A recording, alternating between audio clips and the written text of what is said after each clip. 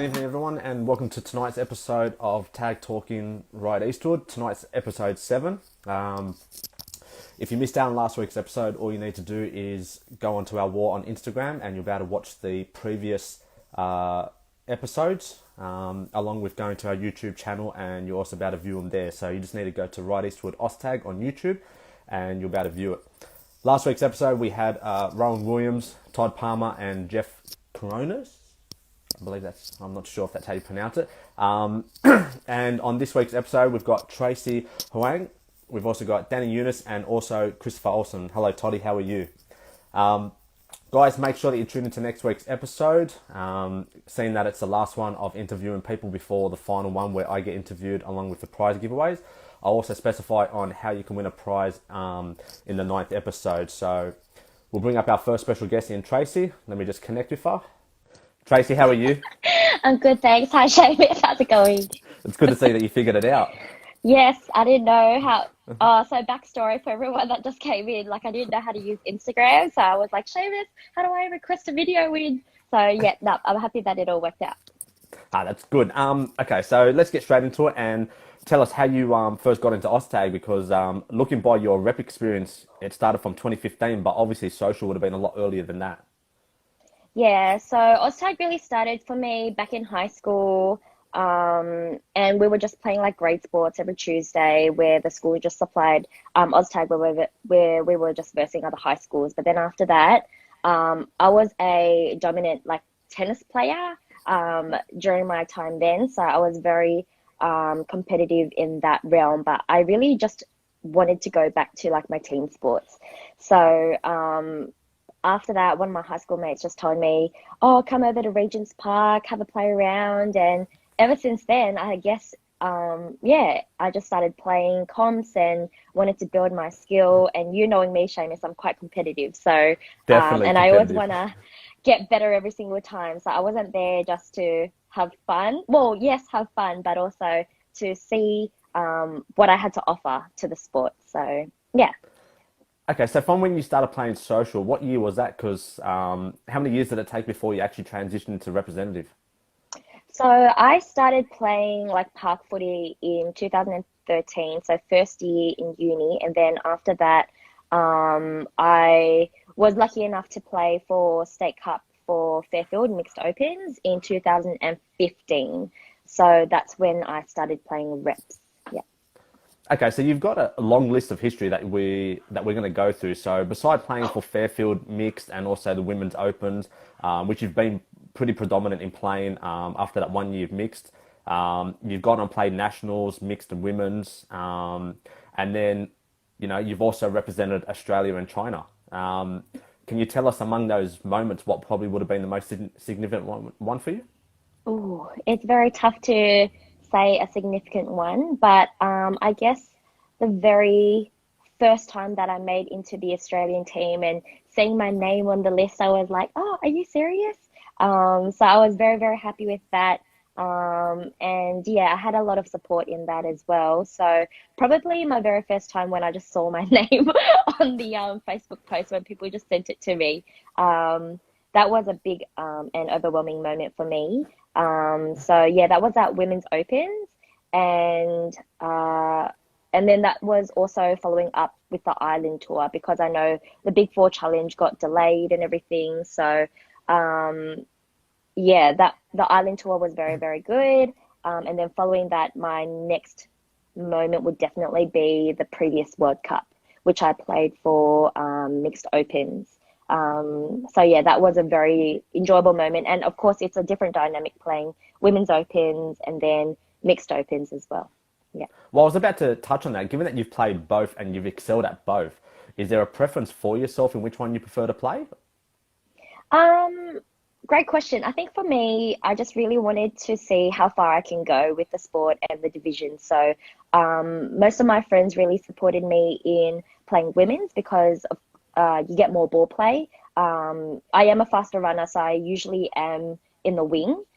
So for women's, I did play as a winger, fullback kind of position. But after that, like I really wanted to just see what the fuss was all about with the mixed and playing with guys, because I loved playing and like, yeah, playing with guys as well. So I think, yeah, no, mixed was definitely a great experience. But for me, looking on towards the future, I would love more gameplay. So I would go back to women's opens. Yeah. Can you give us just a bit of an insight into what it's like in being in Australian team setup? Like, for a lot of people, obviously watching, there's only a handful that have made the selection to Australia, like yourself, but there's not much of a detail on what goes on, that we don't see. We all basically train for our state cup, our nationals in their own way, but what is it like training for Australia, prepping for a big tournament? Um, for women's and for mixed, they're quite different. So, for women's, when I played for them twice, we usually have like designated like training sessions and we meet once every so often. And so, for example, with the Big Four Challenge, we only met each other like 3 or 4 times before we actually got into the game there. But for mixed, that was definitely one of the more serious ones as we were preparing for the World Cup. So with that, it was quite hard finding a training because there were some people that were living in Queensland, for example, and some people that were coming from Central Coast. So it was very hard to organize. But at the end of the day, surprisingly, we didn't have too many training sessions because I guess being at such a high caliber team, you'd expect everyone to understand the game with their tag IQ, and everyone would be, working on their fitness behind the scenes and stuff and that as well. So it was all about the team chemistry, and I think we only had one or two training sessions before that World Cup actually happened 2 years ago. So that was my surprise because I was like raised in an area where you just always, like for Fairfield, for example, you always train every week and you see each other every week and you develop and you form set plays and so on. But with Australia, it's assumed that we're coming in with a bag of knowledge and it's all about the chemistry. So we had training twice and we met each other twice before the actual World Cup campaign. But given that, the week before, we had a training camp as well, the days before the actual World Cup. So we turned up to World Cup at Coffs Harbour like 1 or 2 days before the actual comp. Yeah. And we had a lot of team chemistry, whether it was going to the arcade and, playing in groups or lawn bowls. We had stuff that built the chemistry with all of us for mixed opens anyway. So I thought that was very valuable and that was something different that you don't get offered for your state cup and your nationals teams. Yeah. Okay, so I'll head into the last two things that I want to ask you. Now that you've played for Australia, you've also donned the China colours as well. Is this something that you're gonna basically do now that you've achieved the highest pinnacle in OzTag, that you've played for Australia, that you want to go back to China and represent and help build what China is becoming now? Because that women's team for China is rated second best in the world. And I think in due time, they probably will be number one. But with people like yourself, is it your motivation to go back and help them? So with me, with China, it's a funny story because my very first World Cup with them was back in 2015 and I played a mixed opens. So I was never really intact with the China women's girls, even though in the last previous World Cup in Coffs Harbour, some of the Aussie mates from my team called me the lost dog because they couldn't find me because I was always supporting my other teammates, like for example, China or Vietnam. So they always was like, where's Tracy gone? So I'm a very big supporter of China, especially. So with the World Cup coming soon, who knows? Like it's a big question mark for me, but I'm definitely very loyal to where I was born in. So to be honest, China's doing really well, and I see so much growth in them, and I can't wait to see them play in their next comp. Yeah. Okay. Well, I'll head into the last question now. Obviously, being a Fairfield crew, you always bring a team over into the social comp. And out of basically the 4 seasons that I've seen you be there, you have won you've won 3 times and you finished runners up. Yeah. Okay. So the question is to you, when you return And if all these other Div 1 teams keep returning, are you going to be able to replicate what you've achieved? Because there's a team now on the scene called CBF, which is Thundercats from Sydney City. Now, question marks were already raised today whether you would be able to challenge them if you returned. Who are they? Are they Sydney City Okay, mixed team?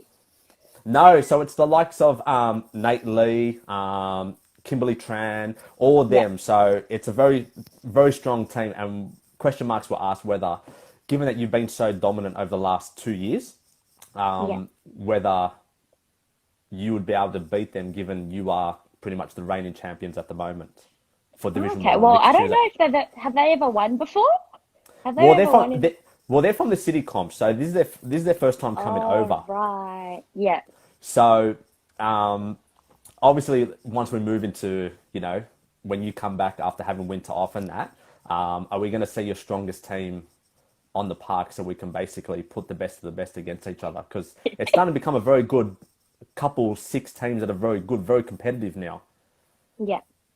So, Well, kudos to Kimberly and what's the other guy's name? Nate. Nate, Because yeah. I feel like they're both Chinese background, so make sure for both of them to, get on it. But yeah, so I'm not playing this season with my team, and I have been bringing a lot of Fairfield people to the Ride comp, which is actually a very, very great comp. So thank you, Seamus, for organising that. Always grateful for you coming over. But yeah, no, looking towards in the future, like we definitely, it's not all Fairfield. Like we did bring in like some fantastic players, like the youngsters like Phoebe and Hewitt, and shout out to Antonia and all of that. So they're very, very keen to get me on the bandwagon to come back to Ryde-Eastwood. So I'm sure it will be happening very, very soon. And to that Sydney City Cup team, don't worry, we'll be back. And you'll have a very smooth season without us. So good luck to them. Well, Tracy, I really appreciate you coming on board and giving up your time, and I look forward to seeing you very shortly. Thank you so much, Seamus, and thank you so much for organising this weekly tag talking. And yeah, I'll see you very soon. Thank you. Definitely. Thank you for that. See ya, Okay, bye. guys, there was our first special guest in Tracy. She's a Fairfield representative, Wolves representative, and she's also represented Australia and China as well in international tag. So if you're enjoying the feed, guys, just make sure you give a thumbs up so you can go into the draw to win a prize on the 9th episode, which is only 2 weeks away. So we've gotten through this pretty quick. We're going to move into our second guest, Danny Eunice, who is the coach of the women's A team playing Division 1 at State Cup this year. So, Danny, if you want to send a request to join, or how are you, mate? Good, mate. How are you? Can you hear me? Yeah, definitely can hear you. Can you hear us? Yeah. Sweet. Yeah. Okay, so Danny, you've been playing tag for, just over 7 years. Can you tell us where it all started? Back at Homebush, it was probably early 20s. Came from a league background, couple injuries, so started taking it easy a little bit. Started playing with Paul and some of the older Lebo guys that we still play with now. Paulie and some of the older guys there, and Joe. We started playing in Homebush, and then eventually moved out to the Ride comp closer to home, and then it kind of kicked off from there. Okay, so in that time, you've also played a number of state cups, a number of nationals. Your first one being the Sydney Warriors mixed under 20s back, when you qualified for the 20s. And as recent as playing as the Sydney Patriots last year for nationals. Along that time, what would you say is probably your most significant moment in playing tag? A couple of tough ones, but honestly, just week in, week out, playing with some of our friends and family just in the local comps and just having a good time. Honestly, those moments are the best. I know we look forward to the big cups and the World Cup and State Cup and all that stuff. That they're good weekends away, but just being able to play with friends and family week in, week out, they've been the good times and the ones that stick. Okay, so you've also represented Lebanon as well. You're a proud Lebanese person. Now that you've got a kid, are you going to continue representing Lebanon, or is that going to be on the back burner now to focus on other things now? Yeah, look, at the moment, definitely family's first, and time's been very, very limited. Time and sleep, I must say. So kind of taking a step back in tag overall. We'll see how we go. If by then a chance comes up and I'm still able to perform and still fit, then happy to give it a crack. But no promises, and also not ruling it out. But we'll have to see how we go. Long time between now and then. Despite having limited amount of time, because you work full time as a physiotherapist, playing tag, married man, you've got a kid. You also coach the women's team. Now you've been doing it for 3 years, and we've noticed it progress over the years. So, what made you get involved in coaching in the first place? Actually got thrown under the bus one day down at the park by Fidel. He had maybe 60 or 70 women turn up for training, and he kind of was a bit overwhelmed, and it was a bit hard to kind of manage with that many players. And he kind of asked me, you able to help out today, and just kind of see the talent and help out with some selections and a bit of training that day. So I took that on, and then I just kind of stuck by week, giving him a hand, and then it's eventually become part of the Sunday routine to help him out and kind of get him down to the park and get the best out of him. They've come a long way, so pretty proud of them overall. Well, in their first year, they struggled to, if I recall, to win a game in their first year. Yep. Now, if I think this is back in 2017, was that when you took over back then? Or was it 2018? Yeah, about then. Okay. And then, sounds about right, 17, 18. And then 2018, they got thrown into Division 1. I think they might have won one game in Division 1. There was one out of the 7. Yeah. And then last year, got put back into the proper grading of Division 2 and went all the way to semi-finals. They went undefeated to the semi-finals, and then they ended up losing to the team that took it out 1-0 after a bit of a incident. They were actually leading 1-0. Then the game got called off because there was a serious injury. Then they replayed the game and ended up losing 1-0. So a bit unfortunate there, but they done well, so pretty proud of them. So let's talk about you as a coach. Now, obviously in that 3 years of going from a team that hasn't won a game to basically, could have made the grand final, could have potentially won Division 2. You've obviously turned over a number of players, but you've also kept a core group. What are your expectations as a coach? Look, just rocking up and putting in the effort. You don't have to be the best players. You just got to be the best team. And, there's other teams that show that works. Look, teamwork, putting in for each other, and just rocking up and honestly listening, taking in the pointers, and just trying to put that into action each week. So for the females that obviously watch and want to get into this Division 1 team now, because the talent is there now, we've probably got a few more, in the right area, there's probably about maybe 25 quality good girls. So we're now building a good depth in females, which has always been a lacking part of the area. But for those girls wanting to push into Div 1, what would be the key elements for them to get into that? Look, just, keep playing at higher levels, even if you're not able to make in the Div 1 team, playing in Div 2 team, going up to tournaments, getting that experience, that game time, watching other players, watching mixed games, watching people like Jamie Costi. Picking up some things off the better players that you see, how they chat when they're playing, how they defend, the things that they do when they're playing, when they don't have the ball. It's not only what you do when you have the ball. Just getting out there, giving it a go, getting your fitness up at the end of the game. That's when you see the big things happen in the last 4 or 5 minutes. So if you're fit enough to last that long, then you have a much better chance. Just get out there, have a good crack at it, and if you got the skill, then we'll give you a go. What's your let's get your verdict on, given that you're a Div 1 team and there's a Div 2, what's your verdict on this kind of Div 1, Div 2 scenario? Do you think it's the right solution for Oztag to have, or do you think it can get a bit messy in players not progressing and, it can cause a bit of disruption amongst teams?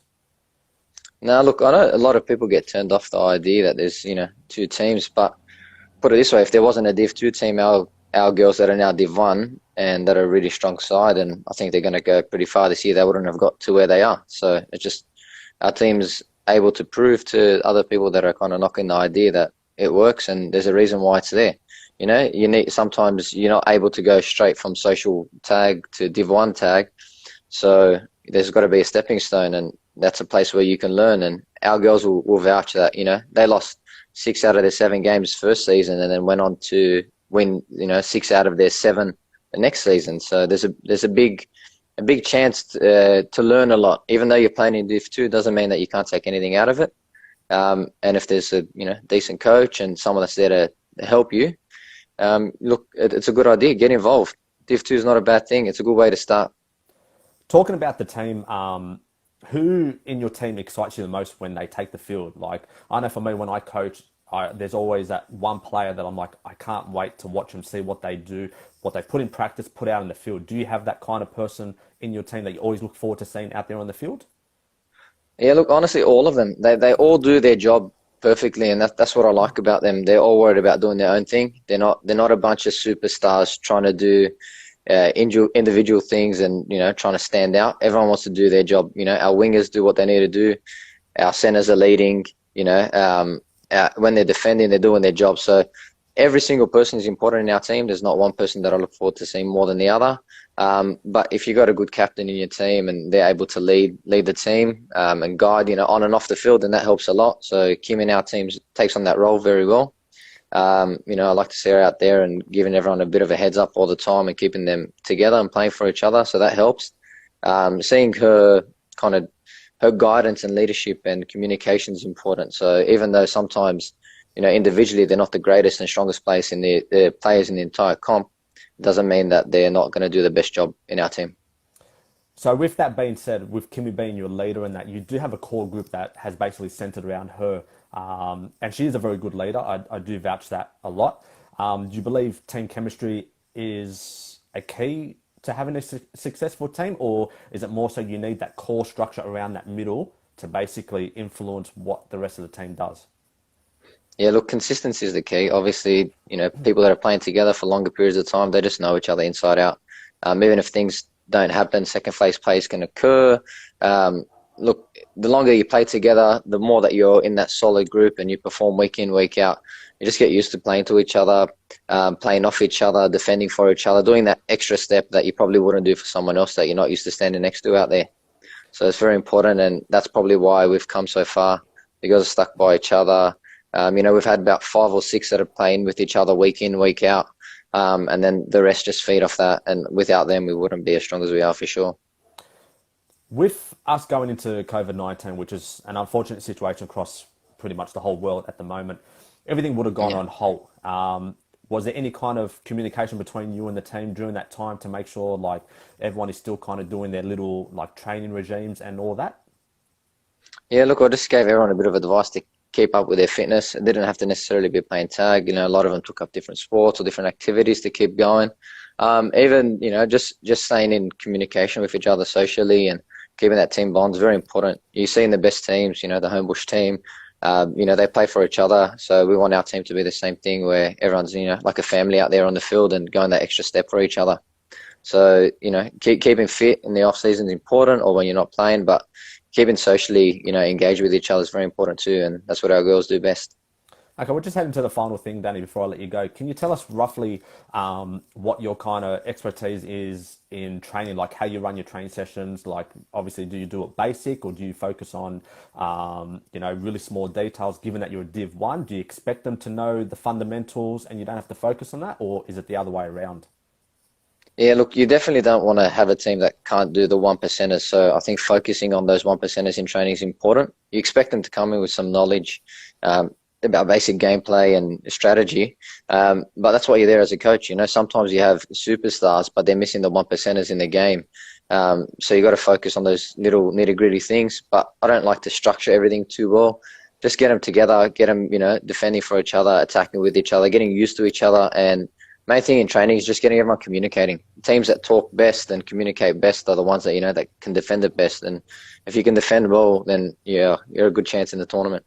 Definitely true. Well, Danny, I really appreciate you coming on board, mate. I'll let you get back to your family, but thank you again Cheers, for coming guys. on. Thanks for having me. All the best.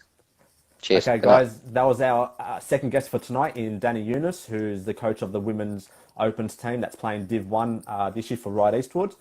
Okay, so guys, if you're joining the feed, just make sure you're giving a thumbs up or a wave, just so that you can go into the draw to win a prize on the last week, which is only 2 weeks away. So at the same time, make sure that you tune in next week. At some point during the segment, I will give instructions on what you need to do in order to win a prize on the last week. So make sure you're doing that, guys. Now, for our last special guest, we're going to call upon Christopher Olsen. Otherwise, most of you know him as Harry. Harry, how are you, mate? Good, mate. How are you?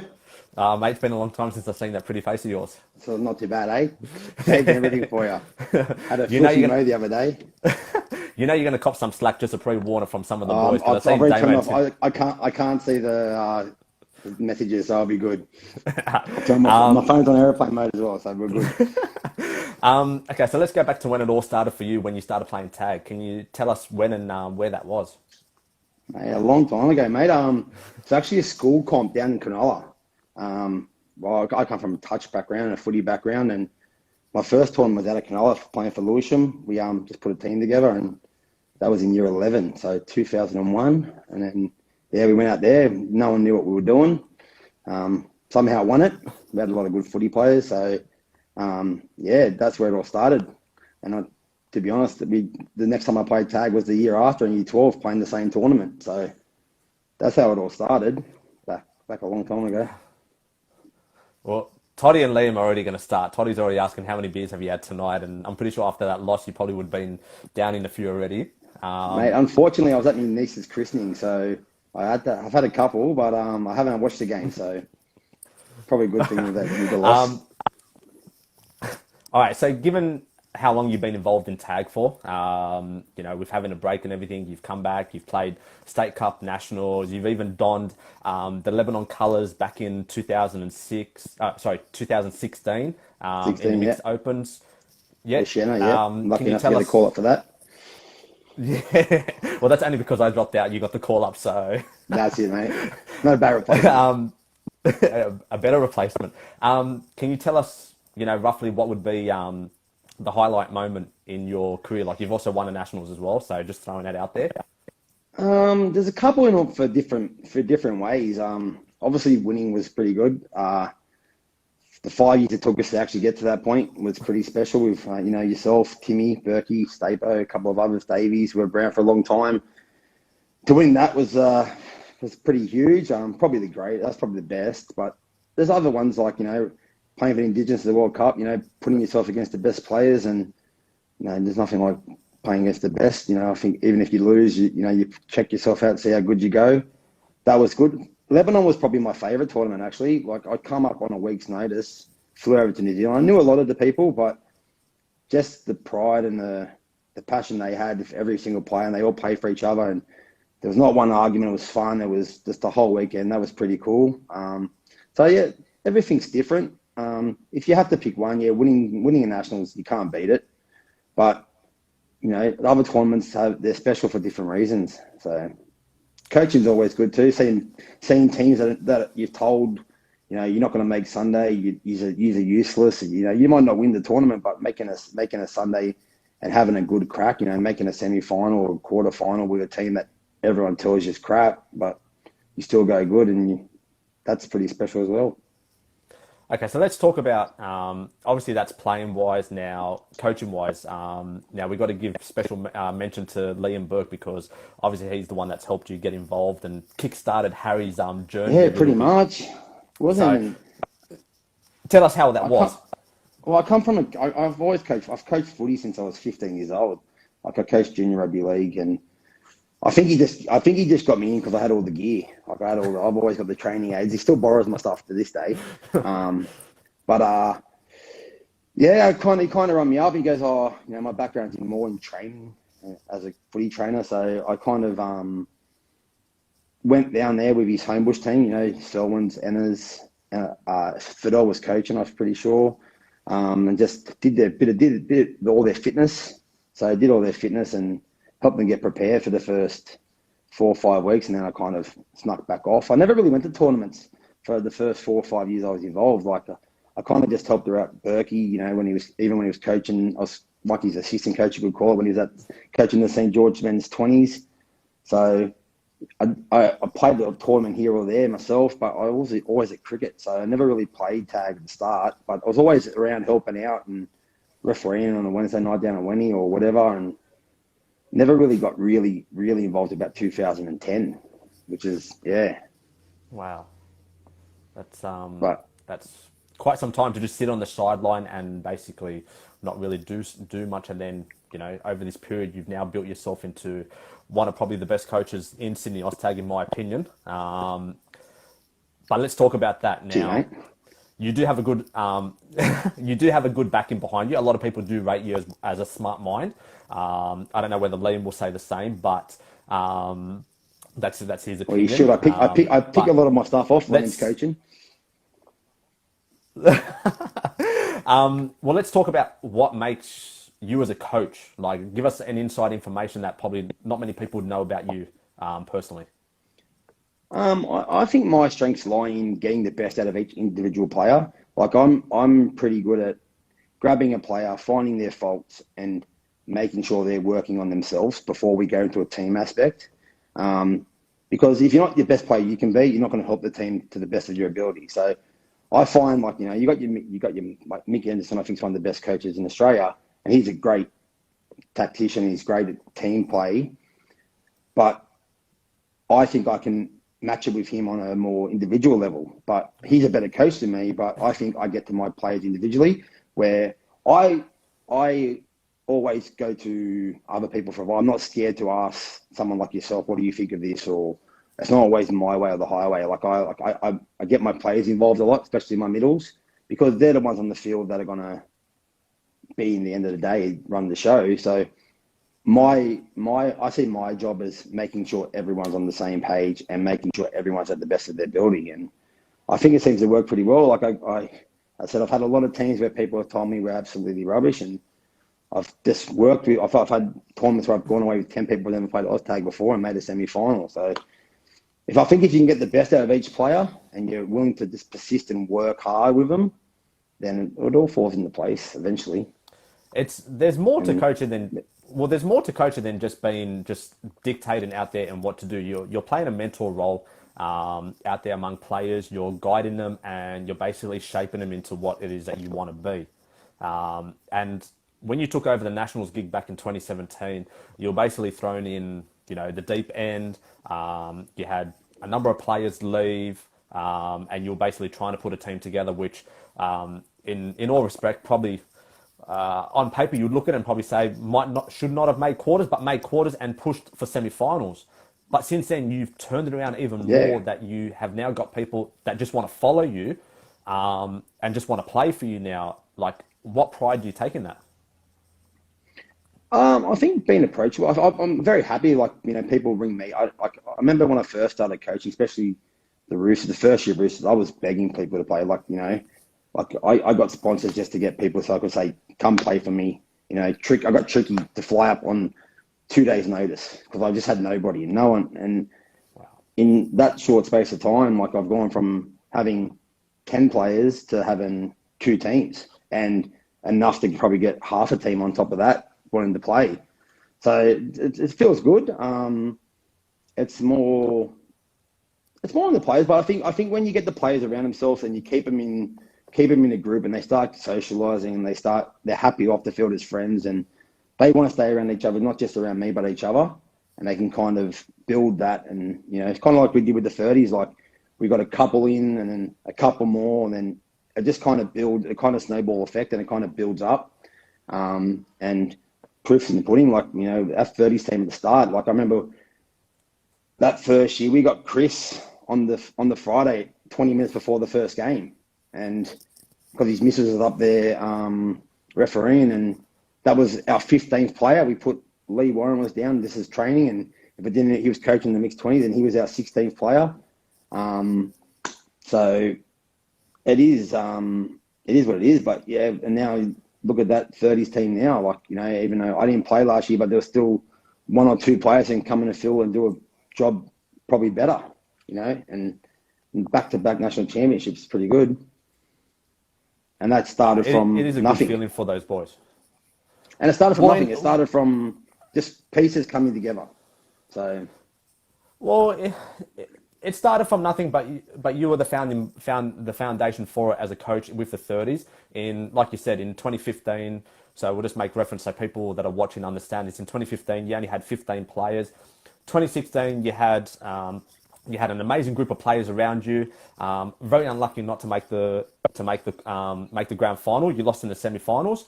And then 2017, we had a massive turnover that basically I think only I think 6 players returned from that team. It was a massive turnover, but obviously with your guidance and everything that you had, you were able to help get the likes of Berkey, Damo, and all that. And as Damo's just said, go undefeated, and then back that up again. And it has a ripple effect that it's just in sync with that group now.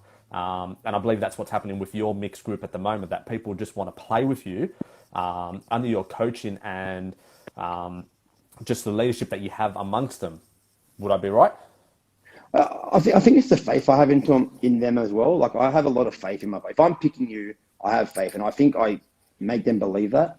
And like, there's people that I've picked in the past where people have gone to me, "You're crazy." I'm going, well, I believe in him, or I believe in her, and I'm going to stick with it. So it is what it is.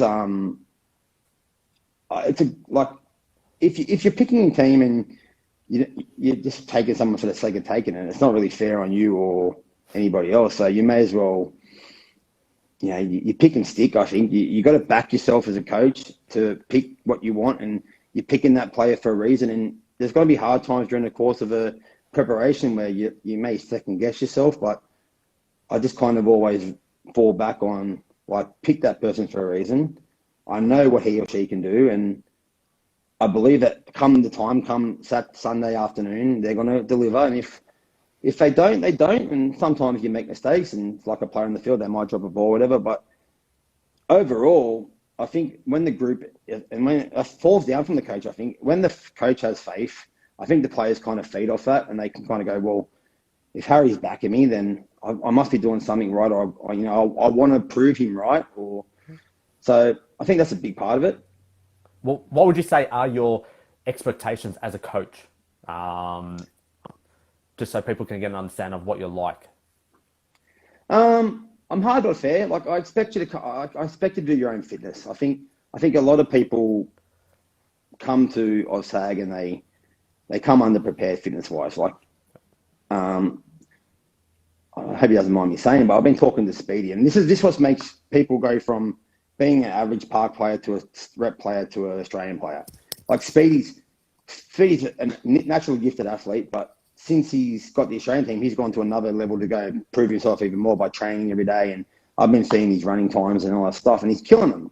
But that's the kind of mindset you have to have. Like, he's stepping up the bar. So every time he's made the Australian, finally made an Australian team, and he's stepping up the bar again. And that's my expectations are, you come ready to play. I shouldn't have to be trying. I like to condition people, like to get them fatigued, but you should be at your peak condition come training, come ready to go. Well, it's focusing on those one little percenters, isn't it? 100%, and that's the difference. Like, you have people that kind of turn up, just want to rely on their natural ability, and that can get you through Friday, Saturday. But come Sunday, you get found out. If you're not conditioned, you're not ready to go, you're not at peak physical condition, you're going to get found out pretty quick, especially in the men's open, mixed opens, women's opens, even men's 30s. Like, if you're not, I know I was a little underdone at one tournament, and that was 2016, and I was a shadow of my former self. Like, I struggled and had other people, I'm like, so I knew come 2018, I was going to rip in, and I trained my ass off. I was training every day, including Saturdays and Sundays, and I'd go training with us and then go do an afternoon session. And I expect nothing more that I couldn't put in, but most people, I tend to think, do their own fitness and they put in, and you have to kind of have a word if they're not. You can kind of tell if someone's not really where they should be, and like, if they can't handle that bit of criticism, say, mate, you're a bit underdone, you got to really work on it. So, but yeah, expectations is to be in your peak physical condition, ready for me to be able to get you into positions to do what you can do. Because if you're not fit enough and you're not in the right, that lack of fitness can mean you're not hitting that hole, or not running that ball, or not getting into that, around that A defender to draw that B defender in to make that overlap. So that's probably my biggest expectation, fitness. Doing your own fitness and coming ready at training to be in them positions to, 4-all on a Sunday, still have the energy to keep going into that hole. Well, let's talk about the whole concept of Division 1 and Division 2 now. If we go back roughly about 2 months ago, we spoke on the Sydney City live feed, and we gave our opinions on this Division 1 and Division 2, and you and I have spoken heavily about it in the past. And just for everyone that's tuning in, what we're going to talk about is basically the role of, you have mixed Division 1 and mixed Division 1, for example, both playing at the same venue at the same time. Harry, what's your take on it before I elaborate on it? I agree there is a big place for Division 2. It gets the people from park to rep level.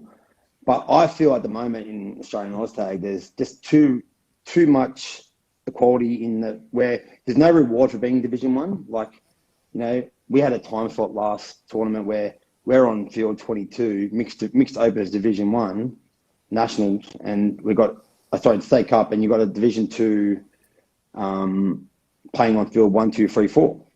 Like, I feel like if you want people to try and inspire, to make our game better, to make them be the best, to have the Australian teams the best, and continue to be the best, or even build up the other nations that are coming in through the Division 2s, but the gap wouldn't be as high if people are aiming to aim at Division 1, because I can go play Division 2 right now and have the same weekend, win a medal, and play on the same field as a Division 1 team and get rewarded the same way. I think there needs to be a higher honour in playing Division 1 compared to Division 2. But that's not saying Division 2 doesn't have a place. It just, I think you should be rewarded. Like, I think my personal thing is, if we're going to have it on the same week, I think it should be on a different weekend myself personally. Yeah. But if you're going to have it on the same weekend, all Division 1 should be on fields 1 to, say, 12, and then have the outside fields Division 2. Because that will make the people in Division 2 go, they'll see that and go, I want to be in that stadium game. I want to work my ass off to get into that stadium and play on them fields in front of them crowds. And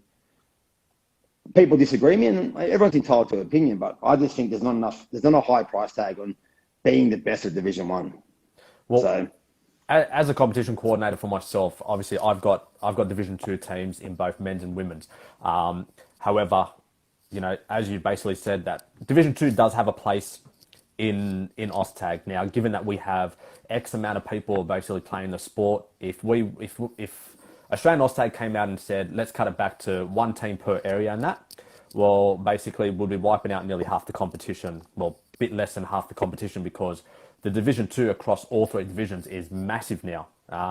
If I'm right, I think, Mixed Opens has over 40-odd something teams in Division 1 and Division 2 combined? Or is it more than that? I think we have 3 at Sydney City, 3 Division 2 teams. Yeah, but like in the competition at State Cup, it's basically, the numbers are like, 21 in Division 1, and it's like nearly the same in Division 2? Yeah, pretty much in Mixed Opens, yeah. And then that's roughly the same in the men's opens as well. I know men's is up to about 40-odd teams and that, and like that's a large chunk of people, and it's no disrespect to those that played Division 2. I played Division 2 2 years ago, and I do agree it has a place there, but I think the importance of what Australian Oztag is missing is, you want to showcase the best in the sport. And in order to showcase the best, you have to present it as a marketing value. You look at other sports such as rugby league and all that, they don't put a Division 2 on unless it's a grand final. You don't see the reserve grade in that playing on TV unless it's, a grand final game. You hardly see them playing on the grounds now. The same ground, you hardly exactly. See them. There's a couple here and there, but they're playing it down at Picton Park, or they're playing at Ensign Oval. So I do believe that the concept does need to be a little bit of a tweak, that in order to give a preference, or to give recognition to those that play Division 1, I think it needs to be split over 2 weekends, because the way that we're going at the moment, basically just going up to Coffs Harbour, and you would know, because you do the booking of accommodation for your teams, and that's 2 groups, it's now becoming really hard. Now, some people are having to they're having to stay 45 minutes away from even the park. Now, that's an hour and a half in travel just for one day. You're doing that nearly 3 days. That's a lot of travel just back and forth just to play in the competition. I've already booked the next 2 tournaments just so I get accommodation. And if I don't go, that's what's going to keep happening as the numbers keep getting up. Yeah, and as we keep expanding numbers, it's just going to keep getting worse and worse. And I think that's what they done the same with the juniors, where they moved 9s, 10s, and 11s. 11s. Yeah. At Basil, to basically ease a little bit of the amount of teams that are going up there with the parents and everything. And I think they need to look at the concept with the seniors as well. Take Division 2 out and put them in a different place at a different time. I think it's going to be the only way to about it, help grow the game. Oh, it's good. It's a good problem to have that we've got there's so many people in the one spot and all playing. But I still like the idea that Division 2 and because the Division 2 players can go learn a lot from watching Division 1. So I kind of would, if we can keep it the same weekend, but again, it's depending on how many people and participation levels. But I just think there's not a high enough reward for playing Division 1 at the moment, the way it stands. I just think it's something we need to look at, whether or not it is viable or not. Or, some people want to play, you want the Division 2 maybe to play on the fields in the middle because they'll get the taste of it. But there's pros and cons to it. My opinion is just, I think there should be a higher price tag for playing Division 1. Okay, so we'll head into the last two questions. Obviously, regarding this Division 1 and Division 2 as one of the questions. What's your kind of structure take on it? Like, do you believe, like for myself, I believe your social comm players should move into your Division 2, unless you get a standout that's absolutely raw and you can definitely coach him into being a Division 1 player, then you put him in Division 1. Otherwise, into Division 2 and your Division 2 feeds into your Division 1. Do you believe in that structure or do you have a different philosophy on it? Well, perfect example, like I tried to get I was down at the Division 2 trials at the start of the year for Sydney City, and because I still hadn't had mine for Division 1 yet, and that's, if you want to call it poaching, call it poaching, but Sid called it poaching. But there's a couple down there that I said, yous are like literally too good for Division 2.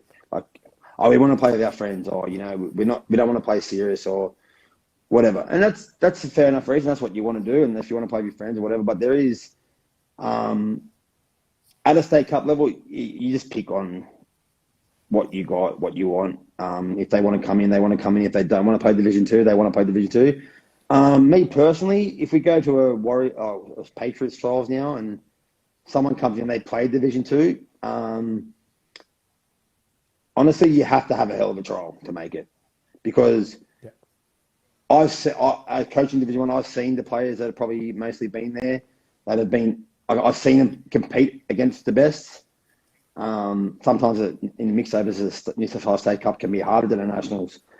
So they've got a leg up come Nationals time, but it doesn't put you out of it, but it puts you behind the eight ball. Just makes it a little bit more difficult for those. If you want to give yourself the best chance, it does. And any coach that doesn't tell you that a Division 2 player is going to go in with behind the eight ball, I'll give you a liar, because you have that in your mind. Oh, if they play Division 2, will they be able to handle it? Okay, I've got this. Say a girl winger. So I've got this girl winger. She's done the job. She doesn't do nothing wrong. She talks. She does all that 1%ers. Okay, this other girl's good. She's probably a bit quicker. But she just hasn't had that experience. So you kind of want them to play a Division 1 State Cup before they play Nationals, but it's not. You don't write them completely off, because there are a lot of people playing Division 2 that should be playing Division 1. I've seen it, but you also go into that mind. I agree with you on that 100%. But you also go into that. Then you also think, okay, why did they play Division 2? Are they not mentally up for it? Are they not? Do they not back their ability? Are they going to freeze in a big moment come Sunday? So that all them things play into factors. Like, there's got to be reasons why they're just happy playing Division 2 than actually really testing themselves against the best, and that kind of sways on your mind as well. Well, Harry, I'm going to head into the last question, and I just want to personally know. So this is one from me. Are we going to see you don the colours again and lace up the boots in the short term? Well, you broke up there, mate. Are you going to be back anytime soon? Oh, just saying, like, are you going to be lacing up the boots again anytime soon? Back reffing. I don't see myself playing next State Cup or two. Put it that way. Okay. Maybe come next Nationals. Maybe I'll put it a 50-50. But definitely, you see me just on the sideline for the next two tournaments. That's for sure. Well, I hope to see you back on the field sooner rather than later. But Harry, look, I really do appreciate you coming on tonight's segment and sharing your experience and your expertise in coaching. And hopefully I get to catch up with you very soon. Cheers, mate. Anytime, buddy. All right, thanks, mate. Catch you later. Bye. Guys, that was our last special guest for the night in Christopher Olsen, otherwise known as Harry. So, guys, that concludes our 3 special guests for the night now. If you're tuning in before you jump off, just make sure you give a thumbs up if you haven't done that already to go into the draw to win a prize in 2 weeks' time. So, again, guys, make sure you tune in to next week's episode. I'll give details on how you win a prize. And just quickly for next week's episode, we have Catherine New, another female that's been an Australian representative, and she's a Wolves and Fairfield player, and she used to be part of Sydney Ostag as well. We've got, at the moment, which I'm pretty disappointed in this person, so anyone watching, and you can give him some slack. Theban's meant to be coming on, however, he's gotten cold feet, so I might work out someone else. But lastly, we have Jamie Cossey coming on board, who has over 12 years worth of experience in Ostag playing State Cup and Nationals. So he'll be great to have on board, and he's also a good mate of mine. So guys, I hope you've enjoyed tonight's segment. Once it goes up on the feed, just make sure you give a thumbs up and continue to support us, as we will now, once we finish all this, we'll then be pushing into securing sponsors for the area, which I'm currently in the works with. So guys, thank you for tonight, and hope you have a safe one.